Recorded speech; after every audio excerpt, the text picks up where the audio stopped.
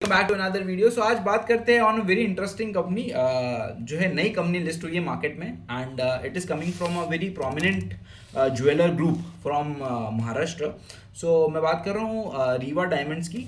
So they are a subsidiary of your PN Gadgil and Sons, which have a legacy of 200 years. सो इनका एक diamond वाला जो है jewellery brand that is now listed on the markets, and उसके बारे में बात कर सकते हैं। तो इनके पास अभी 34 स्टोर्स हैं। मेजरली आपका क्या है, आपकी जो PN गडगिल एंड सन्स के जो आपके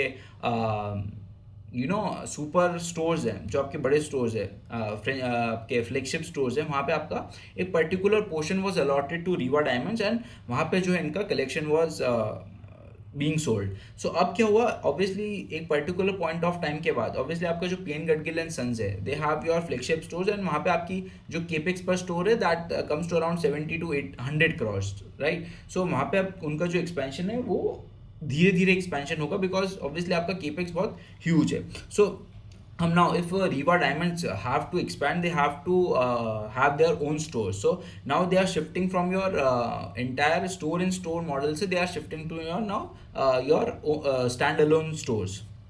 So currently इनके पास 34 stores है, सारे आपके store in stores हैं, and आपका जो है 33 stores out of 34 are your FOFO model, franchisee owned and franchisee operated, and एक आपका जो स्टोर है स्टोर इन स्टोर में, that is your franchisee owned and company operated.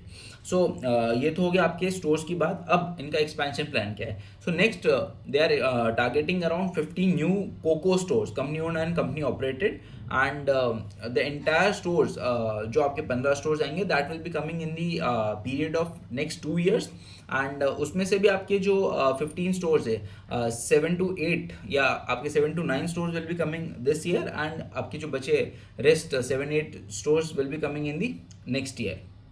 बात करते हैं on geographical expansion. So currently इनका जो पूरा फोकस्ड जो आपका जोग्राफिकल प्रेजेंस है that is in your Maharashtrian region, आपका Mumbai, Pune, Nagpur and all. So वहाँ पे इनका भी प्रेजेंस है, एंड जो आपके नए स्टोर्स आएंगे उसमें से भी 60% will be coming into Maharashtra, and आपके जो 40% will be coming in your northern part of India. So ये आपका स्टोर एक्सपेंशन की बात है। सो ऑब्वियसली 50% की growth they are targeting for the next 2 years, तो ऑब्वियसली कुछ 20 से 22% की ग्रोथ आती है in the your store expansion. तो 20-25% से they will be expanding their store presence. बात करते हैं इनका जो है मॉडल क्या है। So they are selling your diamond jewelleries. So 18 ये आपका 14 to 18 कैरेट में they are selling your diamond and your studded portfolio. So अब आपकी जो नेकलेसेस हैं, डायमंड के नेकलेसेस, फिर आपके जो स्टड या फिर आपके बोलो जो भी स्टोन्स वाले जो आपके नेकलेसेस वगैरह है, so they are selling those particular bridal pieces, फिर आपके नेकलेसेस एंड ऑल। सो वो जो है ये सेल करते हैं। So they are price range starts from your 15,000। So obviously 15-16 lakh तक इनके पास जो है आपके ब्राइडल पीसेस वगैरह हैं। एंड अब बात करते हैं इनकी बिजनेस मॉडल की सस्टेनेबिलिटी की। सी अगर अब मेजरली इनका अगर पोर्टफोलियो डायमंड्स का है, so see with the competition coming in your lab grown diamonds, आपका LGD में जो भी आपका कंपटीशन आ रहा है, I don't know how it is sustainable, because see एक जो डायमंड की अब जो परसेप्शन वैल्यू थी ना दैट हैज़ कम डाउन। अब आपका जो है लैब ग्रोन डायमंड अगर आपको सस्ते मिल रहा है तो why to go for your real diamond, जो अब वैल्यू जो है उसकी डिप्रिशिएट हो रही है। So that is the point. I don't know how things will evolve, because अभी सो है आपका Titan has also entered into your lab grown diamond. So I don't know how your diamond space will evolve, because ये आपका studded portion is doing well, है ना। सभी focus कर रहे हैं उस पर, सभी जो है अपना स्टडेड पोर्टफोलियो जो है वो 15% के आसपास ले जाना चाह रहे हैं आपके traditional jewellers. So that is doing well, but ये डायमंड वाला जो पोर्शन है इसकी क्या ग्रोथ रहेगी, इसका क्या अडॉप्शन रहेगा with Indians, because see gold में तो क्या होता है, इट्स एन ऑस्पिशियस एंड आपका जो है ट्रेडिशनल मेटल है, एंड उसकी जो परसेप्शन है in Indian house hold is very auspicious, you know. And एक बार अगर ख़रीद लिया तो there is no way of selling those asset, but diamond का I don't know how things will evolve, and we have to see अगले quarter में they will give a guidance also on your revenue and margin growth वगैरह में।